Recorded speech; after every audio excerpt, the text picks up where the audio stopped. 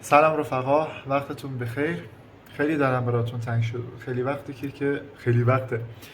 ببخشید، من این ویدیو رو هیچ ادیتی نمیذارم که میخوام خودمونی و صمیمی باهاتون باشم. من خیلی وقت بود که داخل کانال یوتیوب محتوایی نذاشتم و نمیدونم چی بگم واقعا. 2 سالی که نتونستم ویدیو بذارم و تصمیمم اینه که از این تایم به بعد، این تایم تابستونی که الان فکر کنم پنجشنبه 14 تیر ماه هستش، فردا انتخابات ریاست جمهوری است، بتونم این پنجشنبه از شنبه به بعد دیگه ضبط کردن محتوا و اینجور چیزا رو شروع کنم.